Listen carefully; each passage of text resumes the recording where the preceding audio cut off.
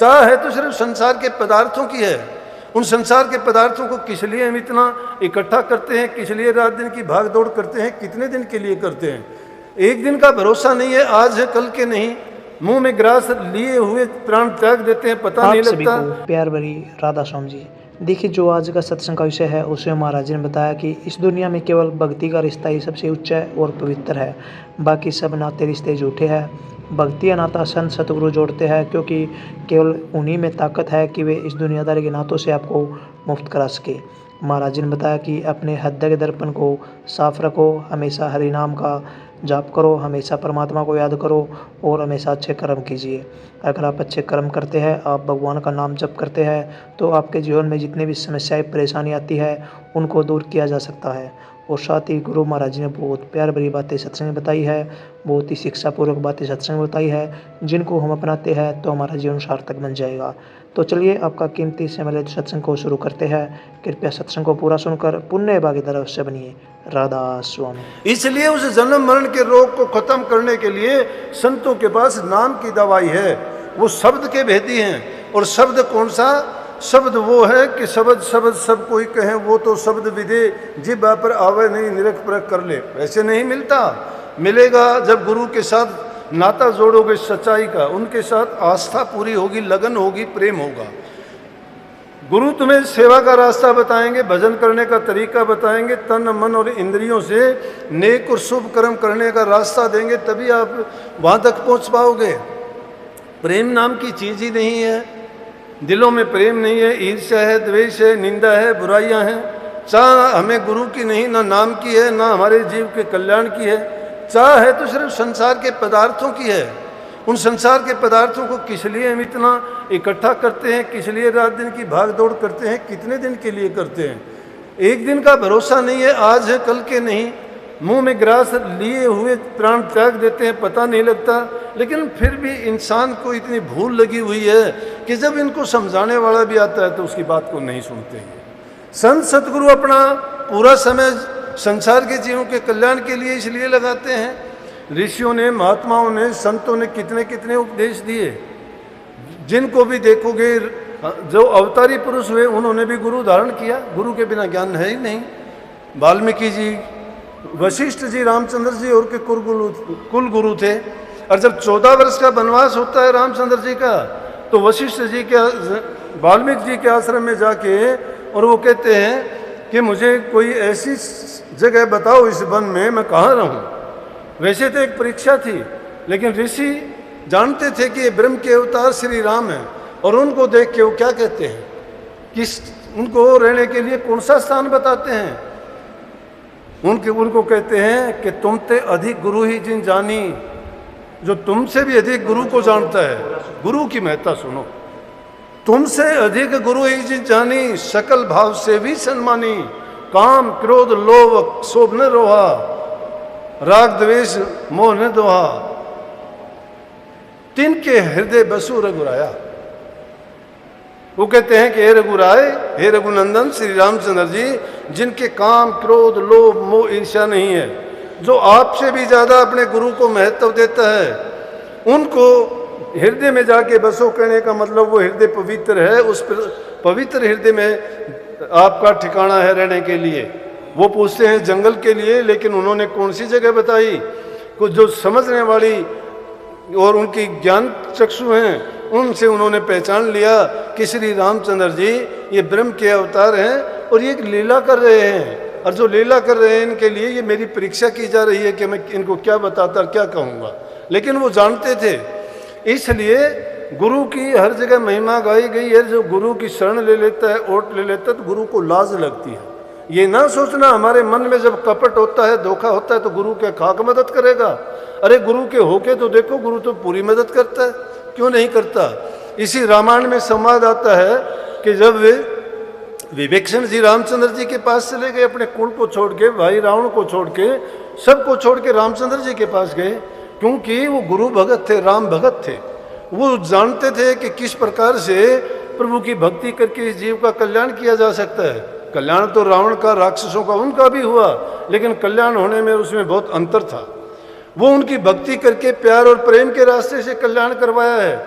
लेकिन राक्षसों का संहार करके कल्याण हुआ है, लेकिन उसमें तो दुख ही कष्ट उठाना पड़ा, लेकिन प्रेम के रास्ते पर चलने वालों को कोई कष्ट नहीं होता। इसीलिए ब्रह्म के अवतारों की जितनी बात आप देखोगे, जितने ब्रह्म के अवतार हुए वो राक्षसों का संहार करने के लिए आए, लेकिन संतों ने किसी का संहार नहीं किया। उन्होंने तो दोषों से और पाप मुक्त करने के लिए जीवों को प्रेम का रास्ता बताया, नाम की भक्ति बताई और उसको नाम दिया गुरु भक्ति। जब विभीषण जी उनकी शरणागत हो गए और जब रावण ने उसको युद्ध के मैदान में रामचंद्र जी की तरफ मैदान में खड़ा देखा और उनको पता था पहले ही कि तेरे भाई ने तेरे साथ द्रोह किया है और तेरे दुश्मन के साथ जाके मिल गया है, तो उन्होंने एक ऐसी शक्ति का प्रहार किया कि जिससे वो विभीषण को खत्म करना चाहता था। लेकिन विभीषण किसकी शरणागत था? श्री राम का शरणागत था, उनकी शरण में गया था। तो जब रामचंद्र जी ने देखा कि फलाना अक्षर से उससे अस्त्र से ये विभीषण को मारना चाहता है, क्योंकि वो उनकी शरण आया था, रामचंद्र जी उसके सामने खड़े हो जाते हैं और उस शक्ति को खुद झेलते हैं और कुछ समय के लिए श्री रामचंद्र जी उस शक्ति से बेहोश हो जाते हैं, लेकिन अगले ही पल उनको होश आ जाता है।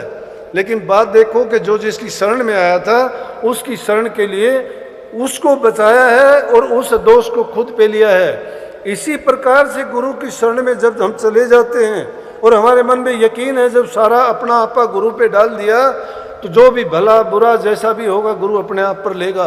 लेकिन ये नहीं हो सकता, जब कोई अच्छा होता है तो हम खुद करते हैं, लेकिन और कुछ भी जब ऐसा वैसा होता है फिर गुरु को याद करते हैं। नहीं, ये बात नहीं है कि दुख में सुमरण सब करे, सुख में करे न कोई, जो सुख में सुमरण करे तो दुख काहे का हो।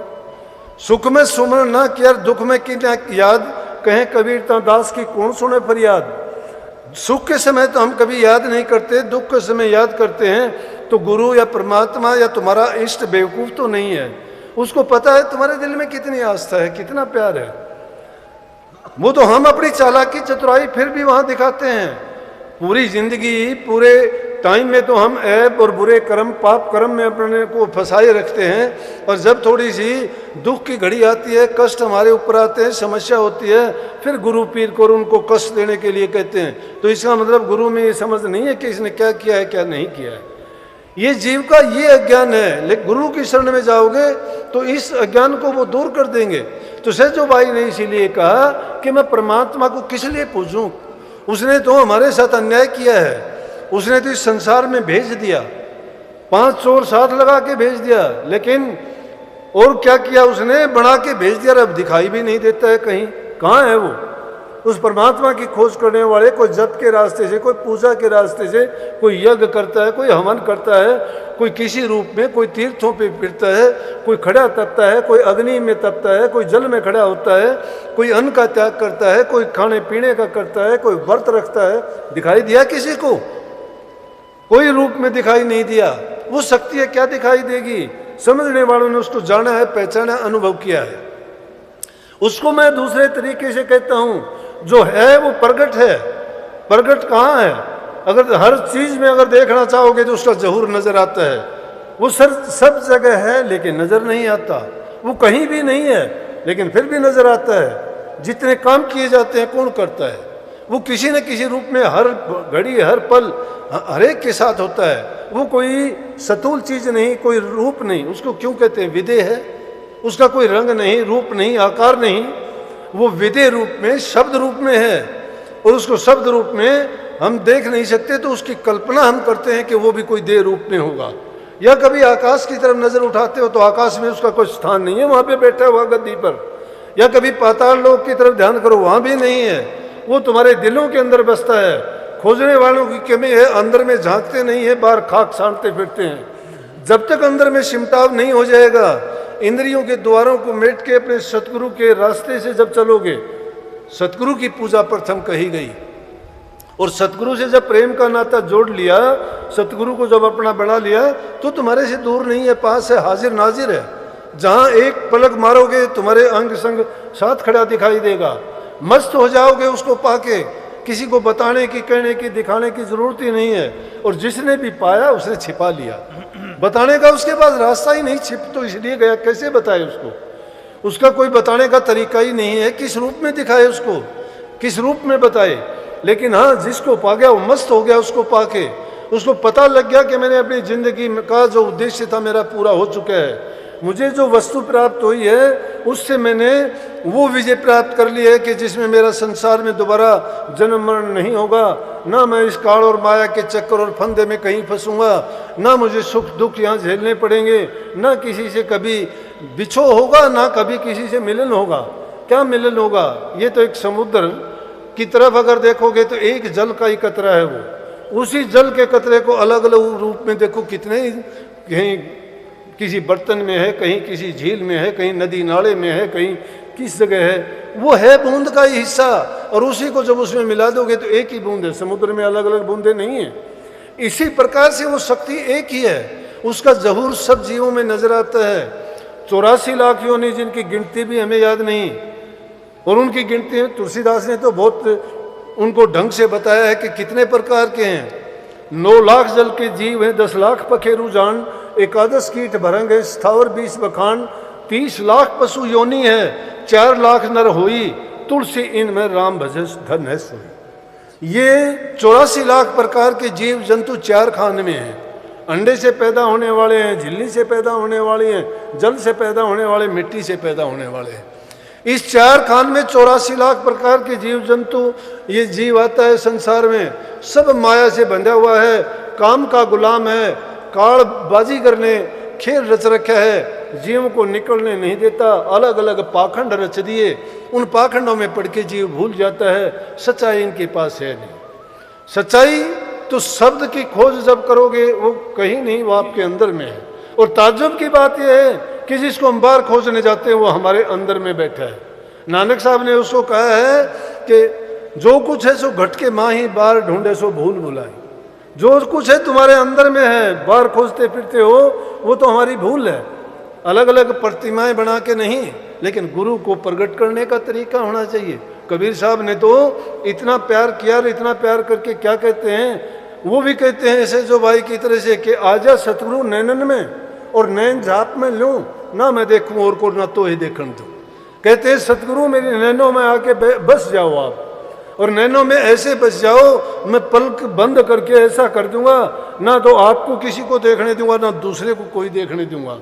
ये प्रेम का खेल ऐसा है जिसके दिल में ये प्रेम बस जाता है, उसको दूसरी चीज नजर नहीं आती है।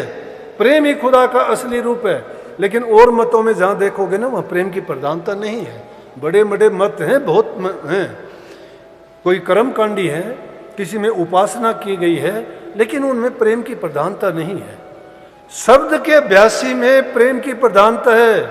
सूफी संत जितने हुए उन्होंने प्रेम को प्रधान बताया, सेवा को प्रधान बताया। जब प्रेम और सेवा करते हैं उसी में भक्ति शामिल है।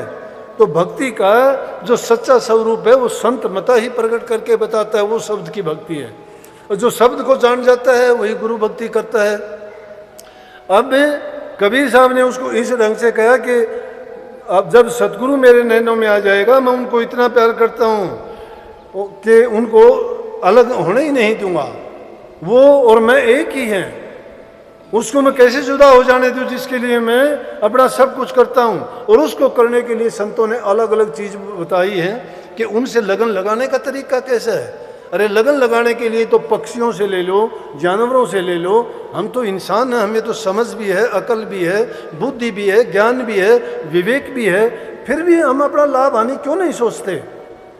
उनकी लगन देखो, जिसको जिसकी लगन लग जाती है उसके लिए अपने प्राण न्यौछावर कर देता है। पतंगे की लो दीपक से लगी होती है, वो जब जहाँ कहीं प्रकाश होता है वो प्रकाश को देख के उस पर आशिक हो जाता है, जाके उसके ऊपर घूमता रहता है, चक्कर काटता है, दूसरी चीज को देखता नहीं। और उसको देखते देखते उसके पंख जल जाते हैं, मर के गिर जाता है, लेकिन उससे प्यार नहीं छोड़ता वो। क्या कभी ऐसा प्यार सतगुरु से है?